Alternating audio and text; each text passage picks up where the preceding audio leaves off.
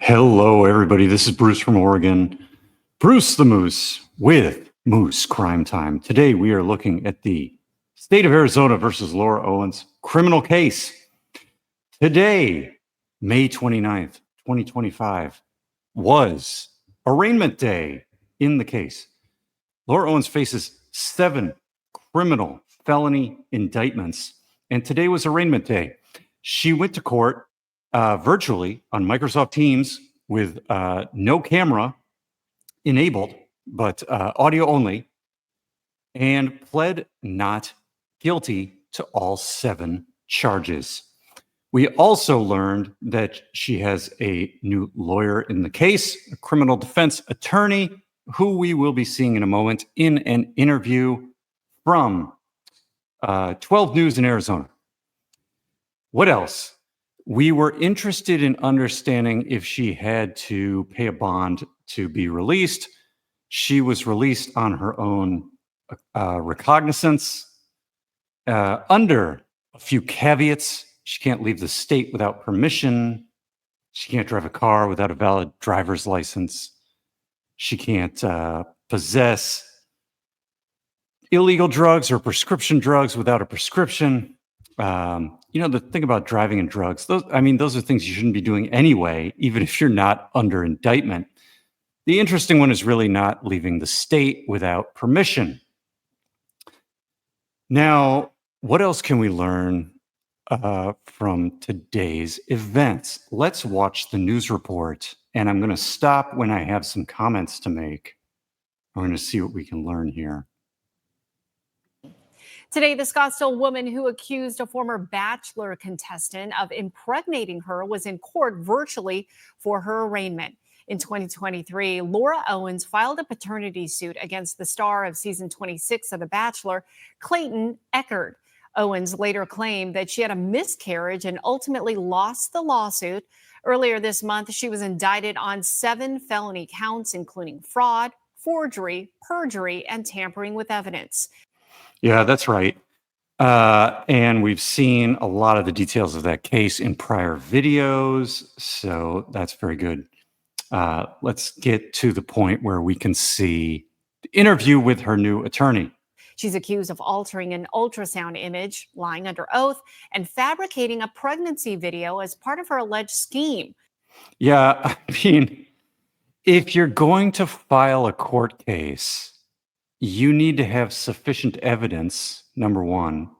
And number two, don't do sketchy things. Don't tamper with evidence. Don't lie on the stand. Try to be as clear as possible. Her defense attorney says wholeheartedly that she disputes that and says the indictment came as a surprise to her. I think that's kind of funny, given that there was a referral by the judge in the family court case for the paternity case to the county attorney in Maricopa County. This is like a district attorney to investigate for potential criminal activity. If a judge refers you to the county attorney for investigation, I think it would be more surprising to come out of it with no charges. I think surprise here is unreasonable. Let's keep going. Her entire life has been turned upside down. Okay, so here's her new attorney. And this is an interesting statement. Her entire life has been turned upside down. So when you go to family court and you make a paternity claim saying that a celebrity, even a minor celebrity, got you pregnant with twins and you don't have sufficient evidence to prove your claims, and you end up with a judgment that incurs costs and fees close to $200,000, that's going to turn your life upside down. I don't know what they're expecting. If you go to court and you cause the other party to incur a ton of fees, and you have to pay those fees because you didn't bring sufficient evidence for your claims, Your life will be turned upside down. Do you expect your life to not be turned upside down? That's unreasonable. Let's keep going. She feels like she is unjustly accused. Okay, this is very important. This is the reason I'm making this video. She feels like she is unjustly accused. He's not saying she is unjustly accused or I think she's unjustly accused. He says she feels like she is unjustly accused. This is probably very good lawyering on her attorney's part, because he's not making any claims about knowledge or facts. He's not making any claims about his feelings. He's making claims about his client's feelings, which, nobody can dispute.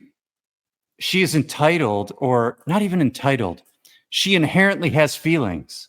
So that's just where we are. My problem here is that feelings are not a valid pathway to truth. I don't care if she feels like she's unjustly accused. I care about whether the state can prove whether she is guilty or not of these indictments. And feeling like you're unjustly accused does not help me determine if someone is guilty or not of indictments, even in the court of public opinion.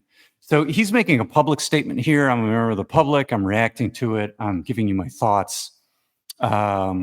He's making an emotional statement here, not a factual statement and not a legal statement. So I think he's doing a good job picking his words carefully, but in terms of a conclusion, they aren't helping me come to any new conclusions about this case. And she's trying to fight and get her name back. And again, if you go to court and make claims without sufficient evidence, and that ruins your reputation, the only way to fight and get your name back is to provide sufficient evidence, or come clean and admit that you went to court with insufficient evidence. You don't have to admit that you committed a crime. You don't have to admit that you lied. You don't have to admit you committed perjury. You don't even have to admit you think you weren't pregnant or you factually weren't pregnant. All you have to do is say, look, logically, intellectually, I went to court and I failed to bring sufficient evidence for my claims. Therefore, I should pay the bill for the other party's attorney's fees. That's the adult thing to do. That's the responsible thing to do. That's taking accountability. That would be the thing to do during that case to restore your reputation and get your name back. Of course, what we're talking about here is pleading not guilty to criminal charges.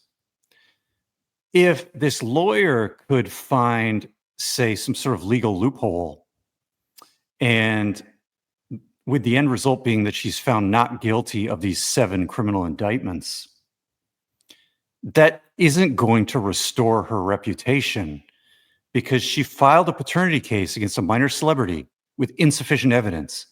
And the outcome of this criminal case will not change that.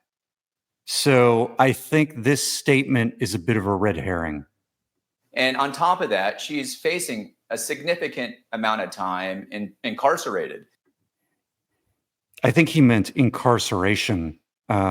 She was released on her own recognizance, so she's not currently in jail awaiting trial. She's out free awaiting trial. I think he meant incarceration. But anyway, let's look at that sentence again. If I can, maybe I can boot back. She feels like she's unjustly accused. And I want to get right in the middle of this. Okay, she's trying to fight and get her name back. We talked about that. And on top of that, she's facing a significant amount of time in incarceration. Yeah, so these charges, if it's easygoing charges versus aggravated charges, if they're all consecutive, these 7 charges, she's facing anywhere from 4 years to 33 years prison time sentence. Worst case, maybe it's 3 to 33. It's something like that. It's a lot, guys. That's without any plea deals or anything like that. Now, my problem with this statement is that this doesn't convince me that she was wrongly accused. It doesn't convince me that she's innocent. It doesn't tell me anything about the details of the case. Again, this is another appeal to emotion. Oh, this poor young lady might have to go to prison for a long time. That's the consequence of crime. This doesn't help me. This is merely an appeal to emotion. And again, my feelings, even if I feel that a large amount of guilty sentencing in this case is a significant amount of time to be incarcerated, what does he want me to do with that? Just feel sorry for her? Should we, should a jury find her not guilty because they feel sorry for someone? Because if they're found guilty, they might face a significant amount of time in jail or prison. This argument doesn't float with me. Doesn't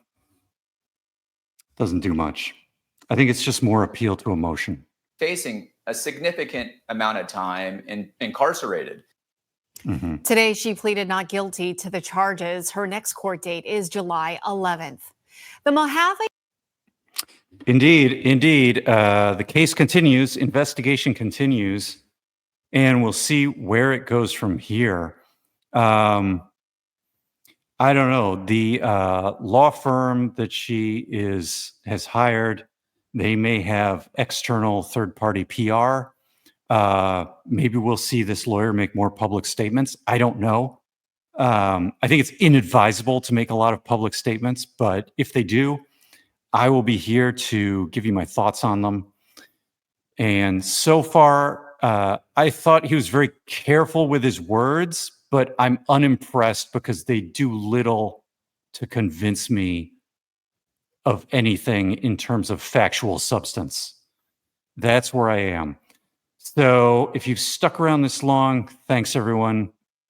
Happy Arraignment Day. Again, Miss Owens pled not guilty to all 7 indictment charges.